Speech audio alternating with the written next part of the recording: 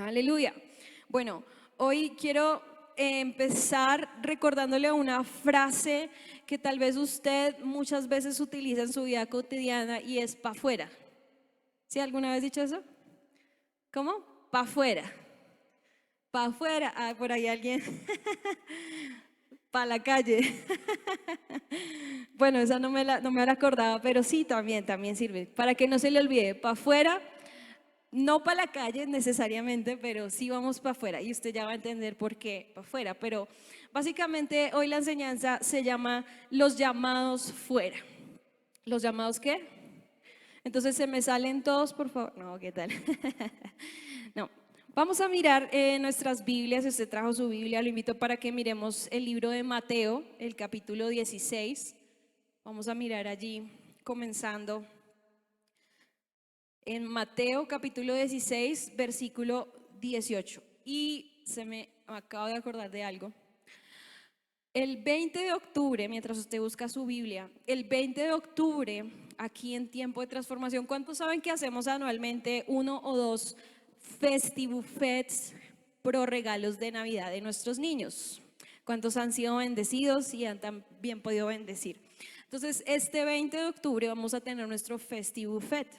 Recuerda que es como un desayuno que compartimos, que compramos acá ese día. Entonces, desde ya, los que están aquí, por favor, prográmense para ese día, porque lo que hacemos es que los fondos que se recogen ese día son para bendecir a los niños de Tiempo de Transformación. Amén. Anótelo en su agenda. Mateo 16, 18. Dice, y yo te digo que tú eres Pedro, acá está hablando Jesús, y sobre esta roca edificaré mi iglesia, y las puertas del Hades no podrán vencerla o no prevalecerán contra ella, dicen otras versiones. Y yo te digo que tú eres Pedro, y sobre esta roca edificaré mi iglesia, y las puertas del Hades no podrán vencerla. Así que hoy quiero hablarte del valor de la iglesia. Dile al que está a tu lado, tú eres muy valioso porque tú eres la iglesia. La iglesia es la idea de Dios, la iglesia como una comunidad, como estamos hoy reunidos. La iglesia es el cuerpo de Cristo, dice la palabra de Dios. La iglesia es esa casa de Dios donde tú y yo estamos cada servicio, cada domingo. Y la iglesia somos tú y soy yo. La iglesia tiene muchas manifestaciones y yo sé que en diferentes lugares, en diferentes culturas y contextos, la iglesia se manifiesta con formas particulares, amén. Pero la iglesia es no solo ese lugar físico, ese lugar de reunión donde nos encontramos, porque usted, ¿qué dice los domingos cuando sale de su casa? Voy para la iglesia. Vamos para la iglesia o vamos tarde para la iglesia. ¿Alguien dice eso? O todos salen súper bien de tiempo. ¿No les pasa? A mí a veces me pasa. ¿No les pasa que el domingo uno tiene todo organizado, todo ya listo, y el domingo pasa algo y a uno se le hace tarde porque algo se le desacomoda y uno entonces el domingo sí llega tarde? Los demás días de la semana no llega tarde, pero el domingo pasa algo y ¿no? ¿Sí? Ah, gracias ahí por los que son sinceros y honestos. Bueno, yo no llego tarde, pero sí llego con estrés, porque no me gusta llegar tarde. Entonces a veces hoy vamos para la iglesia que estamos sobre el tiempo. Entonces la iglesia nosotros la identificamos como ese lugar, como ese espacio, como en nuestro caso este edificio. Pero la verdad y lo que la palabra también nos recuerda es que tú y yo somos la iglesia, porque la iglesia finalmente somos las personas, las que están aquí reunidas. Entonces, dígale que está a su lado, mucho gusto, la iglesia. Mucho gusto, Natalie, la iglesia. Entonces, ¿por qué te estoy pidiendo que hagas esto? Porque cuando uno habla a veces de la iglesia, uno siente que no es con uno. Uno siente que es como por allá, o sea, como allá el lugar, los que la dirigen, los que están a cargo, uno siente que es como para otros. Pero cuando la palabra habla acerca de la iglesia, ¿está hablando acerca de quién? De mí, de ti y de mí, de nosotros. Entonces vamos a la iglesia porque somos la iglesia. Tú y yo somos el verdadero templo. Y lo dice en Primera de Corintios, si usted quiere vaya conmigo allá. Primera de Corintios, capítulo 6, versículo 19. ¿No sabéis que vuestro cuerpo es templo del Espíritu Santo y que habéis recibido de Dios y que habita en vosotros? Ya no sois los dueños de vosotros mismos. Ahora, ¿quién es el templo? Diga yo. Ahora, ¿quién es el templo? ¿Quién es la iglesia? Vamos a la iglesia porque somos ¿qué? Porque somos la iglesia. Otra vez, vamos a la iglesia porque somos ¿qué? ¿Y quién es el templo? ¿De quién? Amén. No lo sabemos, la lección no la sabemos. Vamos a ver qué nos habla el Señor esta mañana sobre ese tema. ¿Por qué la enseñanza se llama para afuera, no para la calle, para afuera solamente? Y ya te voy a explicar por qué no solo para la calle. La palabra iglesia viene del griego eclesia y no voy a detallar el significado y la raíz iglesia, pero cuando tú miras el conjunto de estas dos partes de la palabra en griego, tú puedes llegar al significado de iglesia y significa los llamados afuera. La iglesia, desde su significado original, es los llamados afuera. Y también se entiende como un momento, un lugar donde se reúnen personas, donde hay una asamblea. Usted también ha escuchado eso, ¿verdad? Una iglesia es una asamblea. Pero me gustó mucho esta definición de que los que son llamados afuera. ¿No les suena conocido eso? ¿No les suena como algo que hemos estado recibiendo estos últimos domingos, de ser santificados, de ser apartados, de ser separados? La iglesia es una asamblea de personas como usted y yo que nos reunimos en torno a un propósito. ¿Y cuál es ese propósito? Conocer a Jesús, entender una vida con Cristo, crecer espiritualmente. Entonces, vamos a la iglesia porque somos... Vamos, yo les voy a estar preguntando esto toda la enseñanza, entonces quiero escuchar sus voces allí, avivadas con este clima tan chévere que está haciendo. Vamos a la iglesia porque ¿qué? ¿Y quién es el verdadero templo? ¿De quién? Del Espíritu Santo. Entonces, la forma en que Jesús se refiere aquí en este texto de Mateo, y si tú miras un poco el contexto de qué está pasando, Jesús está teniendo una conversación con sus discípulos y Él les hace una pregunta: ¿quiénes dicen ustedes que soy yo? Otros dicen que tú eres un maestro, otros dicen que tú eres un gran profeta, pero yo quiero que ustedes me digan, ¿quiénes dicen ustedes que soy yo?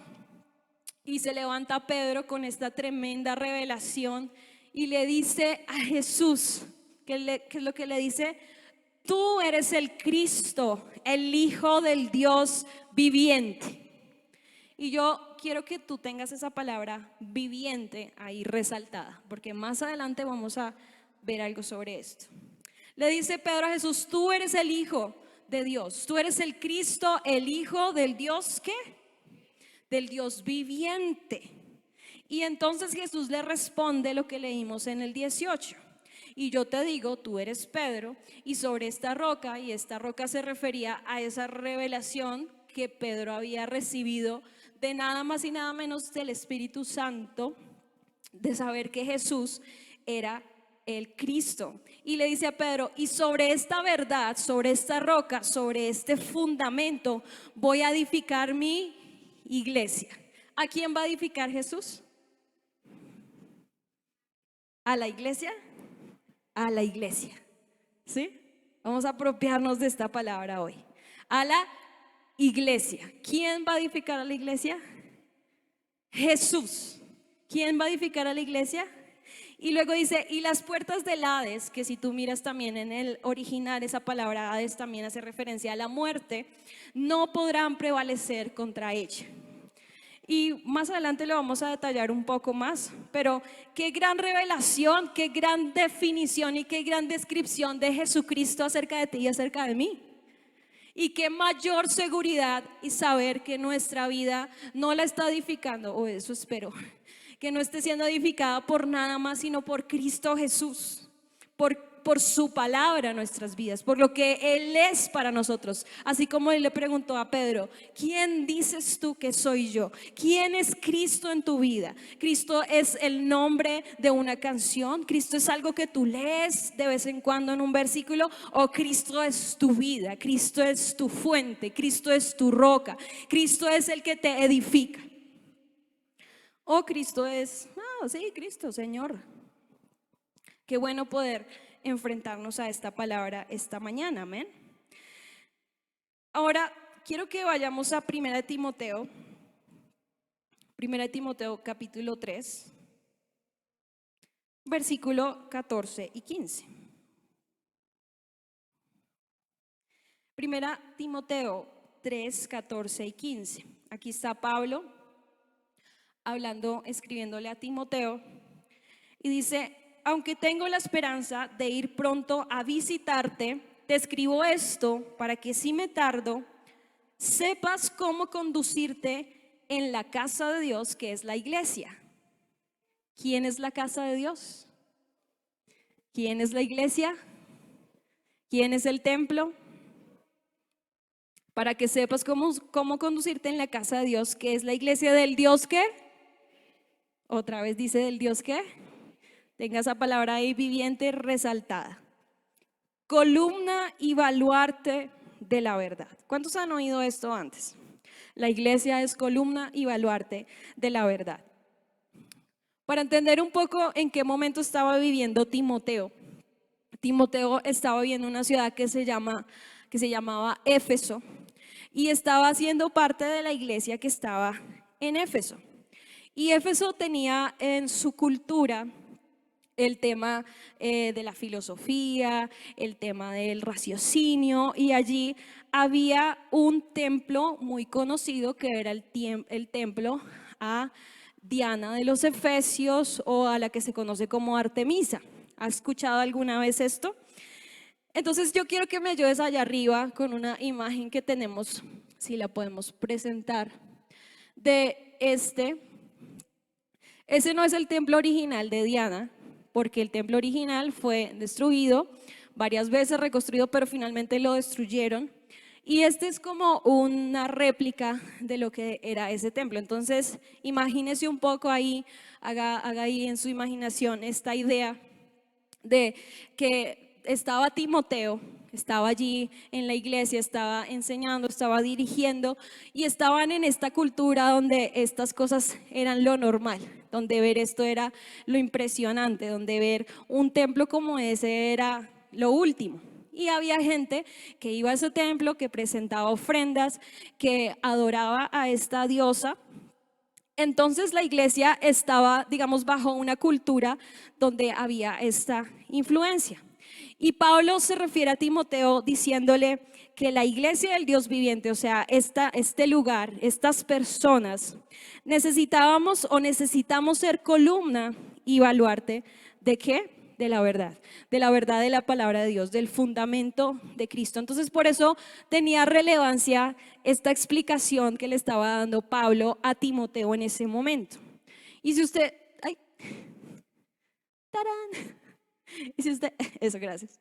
Y si usted se da cuenta, esa es una imagen que obviamente no podemos dimensionar en su tamaño real, pero esas columnas son vastas, ¿no? Esas columnas no son un palito ahí, no son un palito de madera, son las columnas. Y cuando uno lee un poco la historia de cuánto se tardaron en construir este templo, dicen que fue aproximadamente 120 años.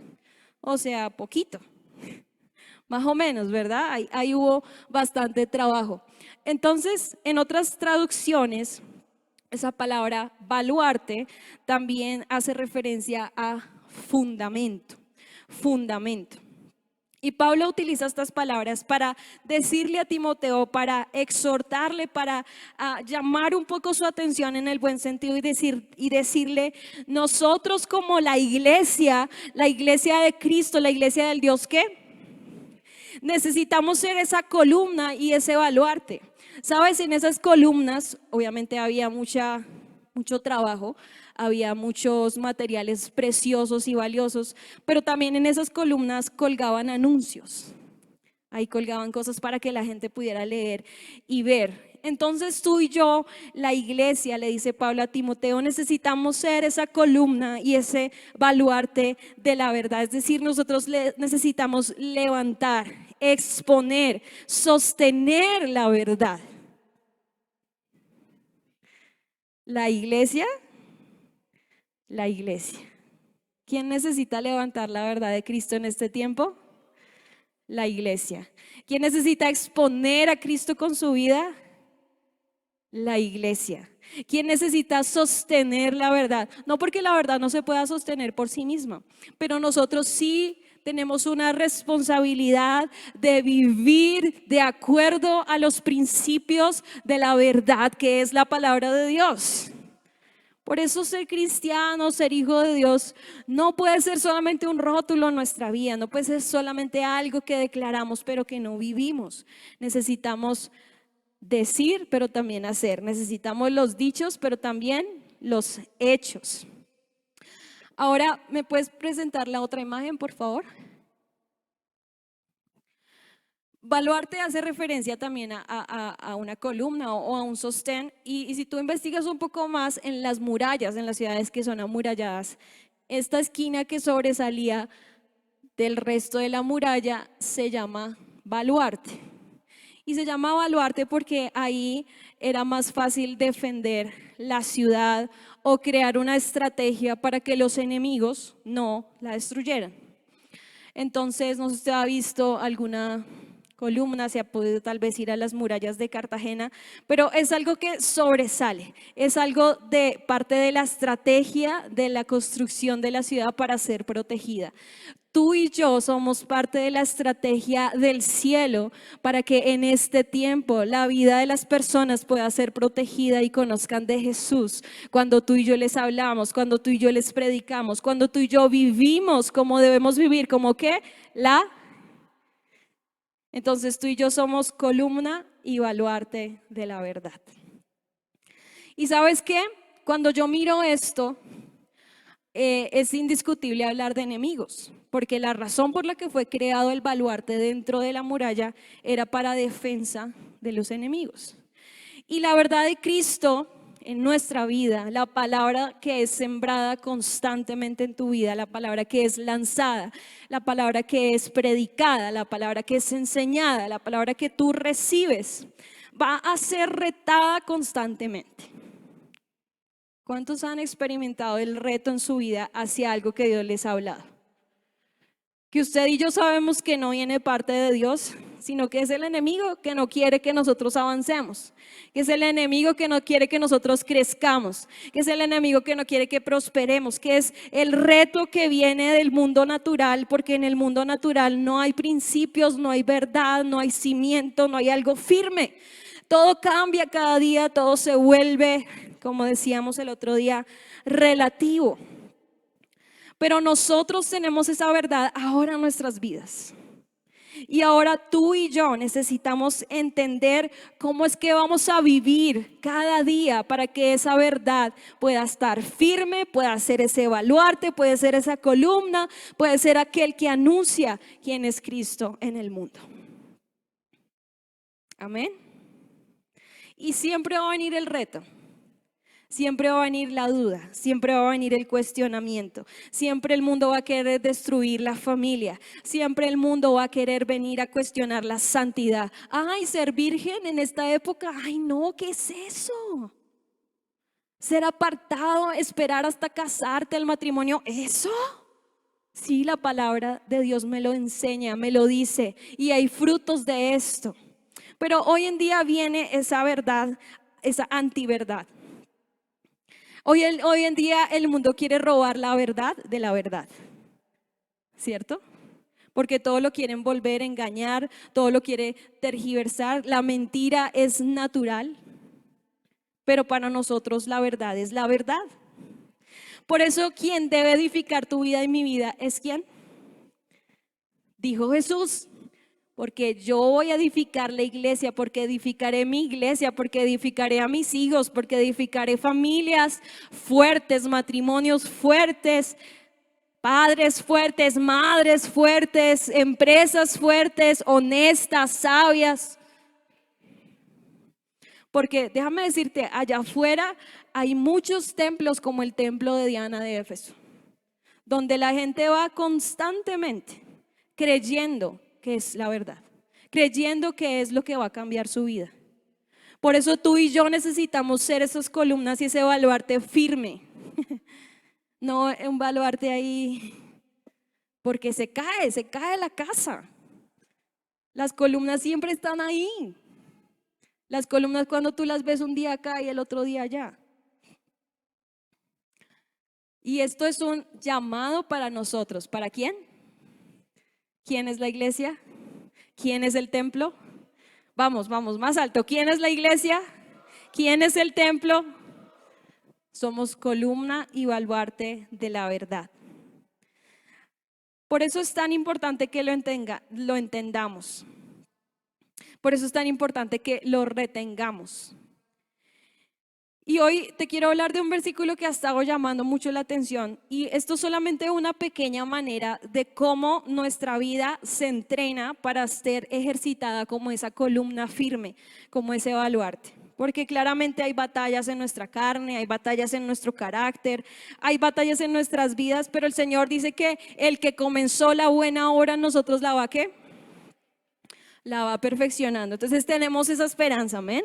No lo hemos logrado ya, decía Pablo, pero prosigo a la meta, avanzo, no me quedo estancado. Ay, no me quedo en el que no lo logré, no me quedo en el que no lo vi, sigo. Pongo los ojos en Jesús, decido avanzar, no decido estancarme, ni dormirme, ni quedarme, porque la iglesia, ¿quién la está edificando? Cristo Jesús, y vivimos para su gloria, aleluya. Así que el Señor sigue haciendo su obra en tu vida. Gracias, Señor, porque no dejas nada a medias. Segunda de Corintios capítulo 10. Esto es para que veamos una manera en que nuestra vida se entrena. ¿Se entrena para qué? Para ser ejercitado como esa columna y ese baluarte. Segundo libro de Corintios capítulo 10, versículo 5. Dice, derribando argumentos y toda altivez que se levanta contra el conocimiento de Dios, y llevando cautivo todo pensamiento a la obediencia a Cristo. Volvámoslo a leer todos juntos y vamos a leerlo en voz alta. Derribando argumentos y toda altivez que se levanta contra el conocimiento de Dios, y llevando cautivo todo pensamiento a la obediencia a Cristo. ¿Cómo es que tú y yo ponemos en cautiverio pensamientos? Obedeciendo ¿a quién? ¿Obedeciendo a quién? ¿Sabes cómo poner cautivos pensamientos que no provienen del Señor? Obedeciendo a Cristo. ¿Y cómo obedeces a Cristo? Obedeciendo su palabra. Entonces, aquí está bien claro. Hay muchos argumentos y mucha altivez, dice la palabra de Dios. Muchas cosas que quieren sobrepasar esa verdad, que quieren ponerse por encima de lo que Cristo, de lo que Dios ya ha hablado para ti y para mí como iglesia. Y no sé si usted ha tenido que enfrentarse a alguno de ellos. Si alguno de estos argumentos ha querido venir a su cabeza, ha querido venir a envolverlo, ha querido venir a distraerlo. Pero dice la palabra que debemos llevar cautivos todos estos pensamientos. Entonces, ¿cómo los vamos a llevar cautivos? Obedeciendo la palabra de Dios. Diga, obedeciendo la palabra de Dios. Fácil. Sí, a veces es un reto. A veces es un reto, pero esa es la solución. Y Él ya nos la mostró aquí. ¿Y cómo es que vamos a sostenernos y cómo es que vamos a llevar cautivos esos pensamientos a la obediencia a Cristo? Bueno, en tu casa, siendo un papá, una mamá piadosa, que no le da lugar en su casa a cosas equivocadas, que ama a sus hijos, que los instruye a seguir, a servir al Señor, ahí usted está derribando argumentos de altivez que quieran venir a destruir su hogar, su casa, su familia, sus hijos. O en su matrimonio con su cónyuge. Usted siembra lo mejor para su esposo y su esposa. Amén. A los que no tienen esposa todavía, la que viene o el que viene. Ay, no, pero digan amén. O sea, no, eso no los emociona.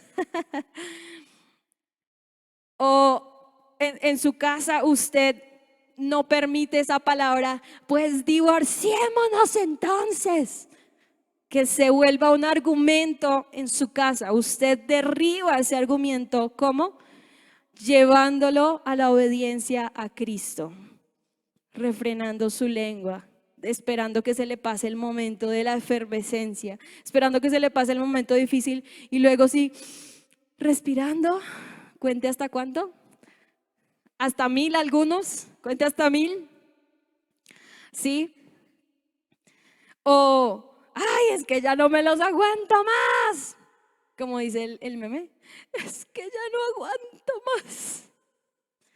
Porque a veces le damos más lugar y dejamos que ideas y pensamientos que no vienen de Dios se vuelvan una columna en nuestras vidas, cuando la que debe ser la columna es la verdad de Cristo en nosotros.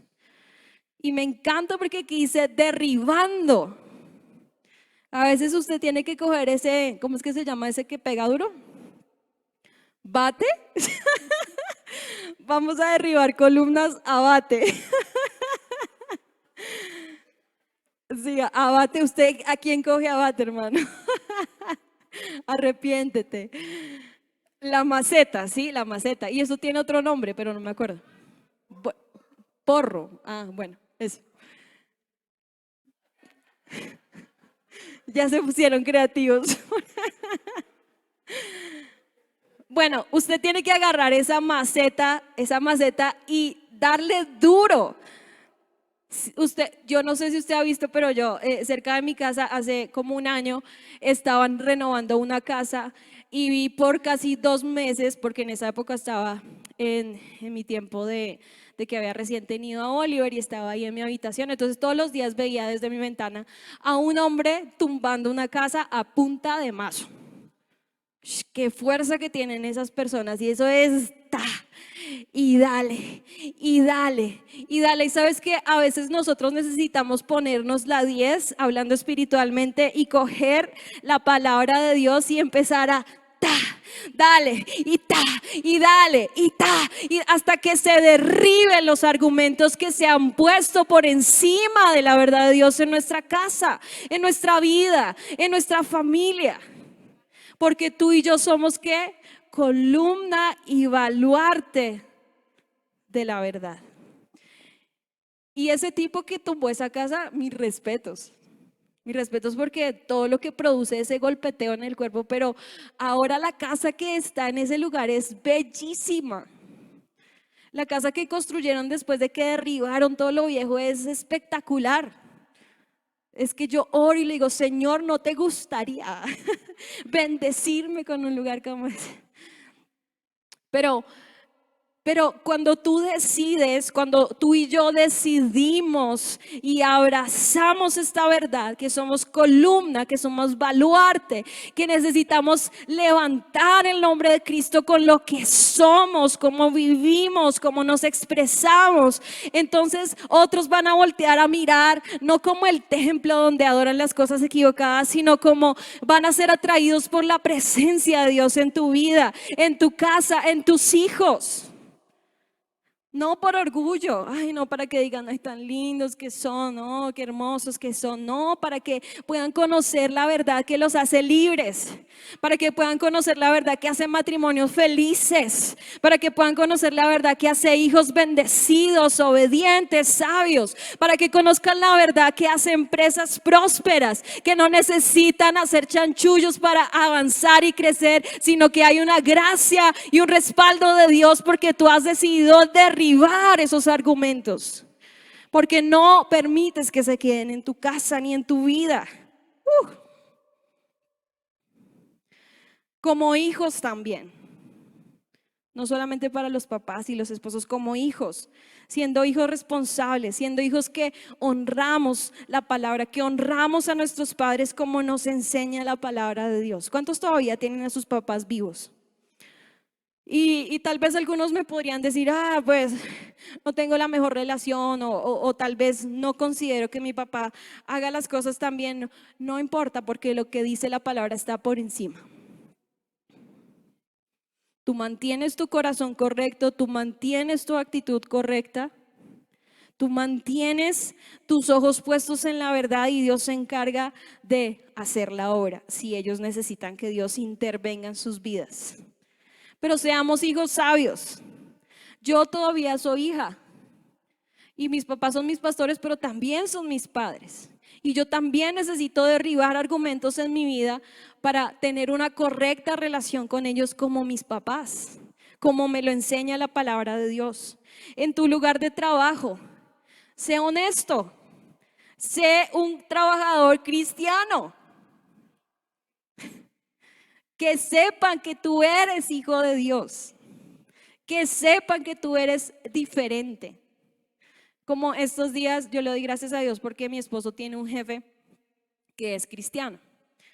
Y estos días ellos estaban hablando y mi esposo le estaba comentando algunas cosas y allí de algunos negocios que no estaban como saliendo como esperaban que salieran. Entonces ahí como conversando en el tema y el jefe está en medio de la conversación y le dice, ¿sabes, Rafa? Yo hace unos meses estaba angustiado por algunas cosas, pero puse mis prioridades en orden y me fui a orar.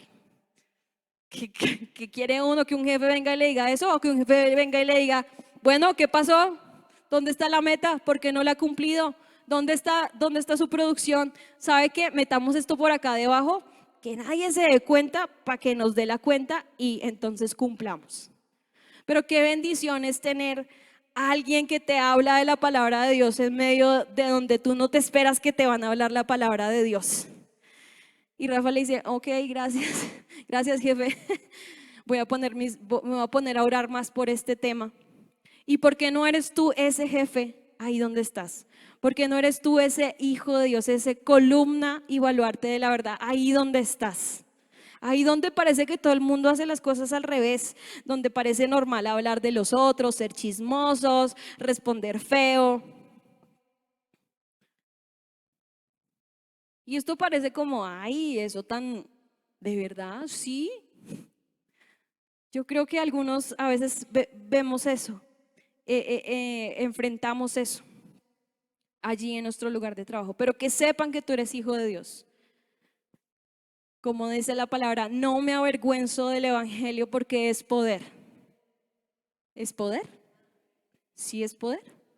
Sí es poder. Es poder para nuestra vida. Y te va a dar la fuerza para coger ese mazo y algunos a veces quieren soltar, algunos a veces, ay, ya me escuché 5 predicaciones y no ha pasado nada en mi vida, no he podido cambiar. Vuelve, vuelve otra vez, una vez más, ríndete, una vez más, ¿qué es lo que no he escuchado, Señor? ¿Qué es lo que no he entendido? ¿Qué es lo que no he captado, Señor? Enséñame, abre mis ojos, muéstrame, uy, acá necesito seguir viendo tu obra, necesito que tú sigas edificando mi vida, necesito que tú sigas metiendo la mano ahí, Señor. Pero no voy a renunciar, no voy a soltar hasta ver el resultado, hasta ver la obra que tú has empezado. Y cuando tú miras la palabra cautivo, en la definición del diccionario normal. Cautivo, dicho de una persona, es algo quien es hecho prisionero en la guerra. Y dicho de un animal, así como lo define el diccionario, es alguien que es privado de la libertad. Entonces, cuando tú miras ahí, lleva cautivo todo pensamiento a la obediencia a Cristo. Es que tú y yo sí estamos en una batalla, ¿no? La buena batalla de la fe, dice la palabra. Pelea la buena batalla de la fe. Pelea la buena batalla. Y ahí tiene que haber prisioneros. Pero el prisionero ya no eres tú ni soy yo, porque Cristo ya nos hizo libres, y quien es hecho en Cristo somos verdaderamente libres, dice la palabra de Dios. A quien el Hijo hace libre es que verdaderamente libre. Entonces, en esa batalla de la fe, tú y yo ya no somos los prisioneros, pero tú y yo tenemos la capacidad de detener a algunos que son los prisioneros. ¿Y quiénes son los prisioneros? ¿Los cantantes? No, no, no. Esos no son los que estamos hablando hoy. Los prisioneros son esos pensamientos, esos argumentos, esas ideas, esa nube que a veces se le pone a uno encima. Eso que lo quiere distraer, eso que lo quiere robar, eso que te dice otra vez, así ve para qué volvió, váyase otra vez. Así ve para qué lo intenta otra vez, deje esto así. Otra vez los mismos resultados. Esos son los prisioneros. A ellos son a los que tú tienes que privar de la libertad, no a tus hijos, no a tu familia, no a tu esposo, a tu esposa, no a los que te rodean, sino a esos pensamientos. Atrápalos, cautívalos, esos dardos, el enemigo que te incitan a ir en contra de la verdad. Y escuchemos la voz del Señor, escuchemos la voz, su indicación, escuchemos al Espíritu Santo recordándote: Natalie, tú eres columna y baluarte de la verdad en medio de un mundo que busca a dónde poner sus ojos, en medio de un mundo que busca a dónde estar establecido, o en qué creer, o a qué mirar, o de qué aferrarse. Sé columna y baluarte de la verdad, para que se aferren de quién, de la verdad que no cambia, de la verdad que es Cristo Jesús, de la verdad que no pierde vigencia. ¿Quién es la iglesia? ¿Quién es la iglesia? ¿Quién es el templo? ¿Y quién la edifica? Ay, Señor, Señor, necesitamos que sigas edificando la iglesia. Necesitamos que sigas, porque dice que y yo edificaré mi iglesia, y las puertas, y las puertas, y las puertas, ¿de qué? De la muerte no van a prevalecer.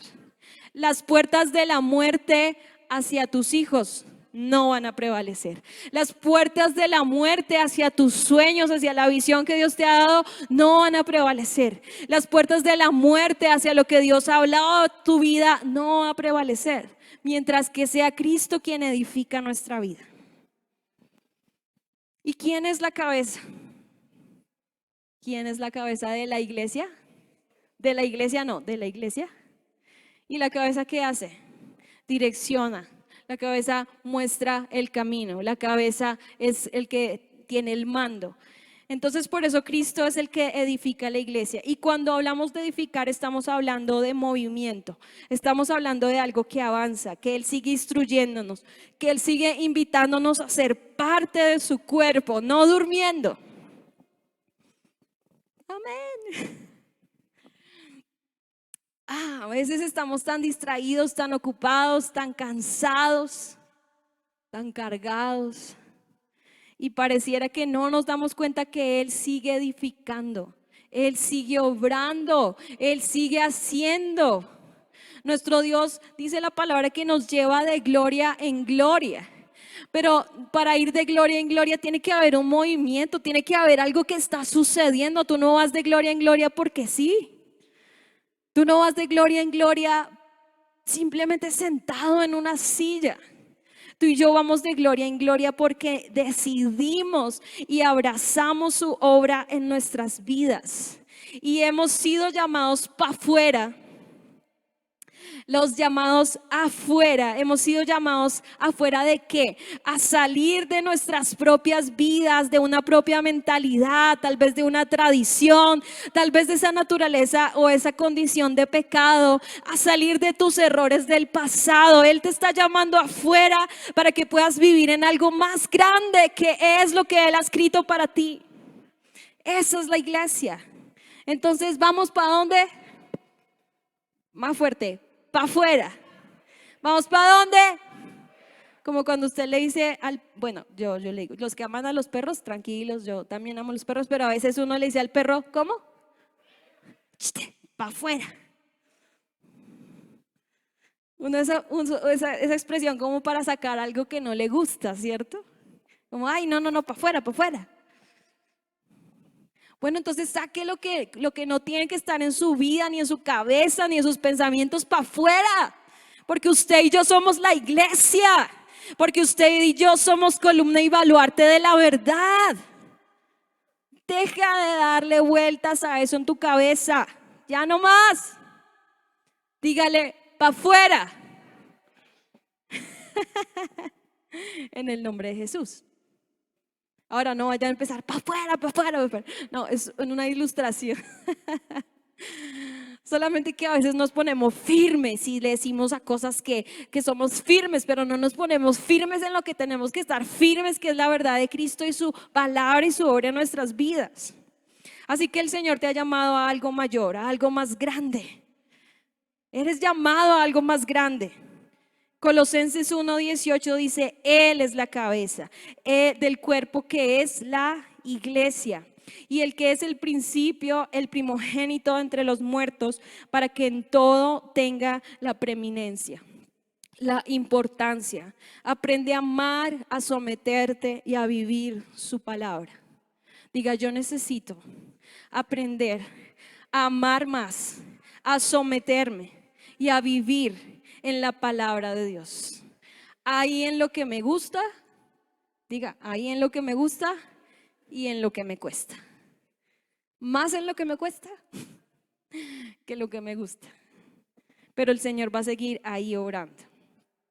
Ahora, recuerda que le dije que tuviéramos esa palabra viviente resaltada, porque cuando está hablando la palabra de Dios se resalta esta verdad. Dice, tú eres el Cristo, el Hijo del Dios viviente, le dice Pedro a Jesús. Y luego en Timoteo le dimos que Pablo le está hablando allí a Timoteo, sepas cómo conducirte en la casa de Dios, que es la iglesia del Dios viviente. Y quiero que vayamos a Josué, si usted prestó atención a la enseñanza que nos dio la pastora, si fue hace 8 días que ella predicó, hablando acerca de la santificación que se llama Escrito está. Ella comenzó hablando de Josué capítulo 3. Y en Josué capítulo 3 tú ves una historia de la instrucción que le dio Dios a Josué para que llevara al pueblo y pasaran el río Jordán. Ahí ya no estaba Moisés, ahí está Josué. Y vamos a leer un poco desde el versículo 1 hasta el versículo 10. Josué capítulo 3 versículo 1 al 10. Dice, Josué se levantó de mañana y él y todos los hijos de Israel partieron de Sittim y vinieron hasta el Jordán y reposaron allí antes de pasarlo. Y después de 3 días los oficiales recorrieron el campamento y mandaron al pueblo diciendo, cuando veáis el arca del pacto de Jehová vuestro Dios y los levitas sacerdotes que la llevan, vosotros saldréis de vuestro lugar y marcharéis en pos de ella, a fin de que sepáis el camino por donde debes ir. Por cuanto vosotros no habéis pasado antes de ahora por este camino, pero entre vosotros y ella haya distancia como de 1000 codos, no os acerquéis a ella. Y este fue el versículo que la pastora usó hace 8 días. Y Josué dijo al pueblo, santificaos, porque Jehová hará mañana maravillas entre vosotros. Y solamente para recordar un poquito que la santificación es ese proceso que hace la palabra en nuestras vidas para seguirnos limpiando y seguir haciendo la obra de que seamos más como Jesús. ¿Sí lo recuerdas? Y dice santificados, no les dijo nada más, sino que les dijo a ver, expónganse a la palabra porque van a ver maravillas. Y luego continuamos ahí, dice, y habló Josué a los sacerdotes diciendo, tomad el arca del pacto y pasad delante del pueblo. Y ellos tomaron el arca del pacto y fueron delante del pueblo. Entonces Jehová dijo a Josué, desde este día comenzaré a engrandecerte delante de los ojos de todo Israel, para que entiendan que como estuve con Moisés, estaré contigo. Tú pues mandarás a los sacerdotes que llevan el arca del pacto, diciendo, cuando hayáis entrado hasta el borde del agua del Jordán, pararéis en el Jordán. Y Josué dijo a los hijos de Israel, acercaos y escuchad las palabras de Jehová vuestro Dios. Y añadió Josué, en esto conoceréis que el Dios viviente está en medio de vosotros, y que Él echará de delante de vosotros al cananeo, al eteo, al heveo, al fereceo, al gergeseo, al amorreo, al jebuseo y a todos los feos. Ay, Dios mío, esta teología que sale por acá. Escucha. Y escucha lo que el Espíritu Santo ha estado hablando a nosotros como iglesia. Porque Dios no simplemente nos da una predicación para un domingo y ya. Dios tiene un propósito eterno. Y Dios ha estado llamando nuestra atención y Dios ha estado hablando a nuestra vida por una razón, con un propósito. Y yo anhelo y oro, y sé que la oración de mis pastores también, que tú y yo podamos oír lo que el Espíritu Santo nos está hablando a esta casa, a esta iglesia, a ti. Porque ¿quién es la iglesia? ¿A quién está hablando el Señor? A ti y a mí. Y estábamos leyendo que el Dios viviente. Acá dice que conoceréis que el Dios viviente está en medio de ti. Nuestro Dios viviente es porque está vivo, porque Él no es una estatua, Él no es una pintura, Él no es simplemente una imagen de algo, Él es un Dios de verdad. Él es el que murió, el que resucitó, el que ascendió y fue sentado a la diestra del Padre, a quien tú y yo hoy adoramos. Y dice, vas a saber que y conoceréis y estarás ahí conscientes que el Dios viviente está en medio de ustedes, porque echará delante de vosotros. Y dice toda la lista de los neneos, pero esos son simplemente un símbolo de los enemigos, o esos eran los enemigos de Israel. Y nuevamente, la palabra tiene enemigos. La semilla que es sembrada en tu vida, que es puesta por el Señor, que es el sembrador, tiene enemigos. Pero el Dios viviente habita en mí. Ahora yo soy el templo del Espíritu Santo. Entonces estos enemigos simplemente ya no tienen poder, ya no tienen autoridad. Él me ha llamado más que vencedor. Él ya me dio la victoria. Él ya habita en mí. Él ya no solamente está en una arca que llevaban unos sacerdotes, y si te das cuenta no podían estar tan cerca de ella, pero ahora tú y yo tenemos acceso. Ahora tú y yo tenemos acceso directo a la presencia de Dios, a escuchar su dirección, a permitir que Él siga orando nuestras vidas. El Dios viviente ahora habita en ti. Y tú y yo somos la iglesia del Dios viviente. Tú y yo somos hijos del Dios ¿qué? Columna y baluarte de la verdad. Así que vuélvete una columna donde se ponen los avisos de una vida victoriosa en Cristo Jesús. No una vida perfecta, no una vida sin adversidades, no una vida sin batallas tal vez, pero una vida victoriosa en Cristo Jesús. Una vida victoriosa ¿en quién? En Cristo Jesús. Y haz prisionero todos los pensamientos, todas las ideas, todos los argumentos que vienen en contra de su verdad, que vienen en contra de su palabra.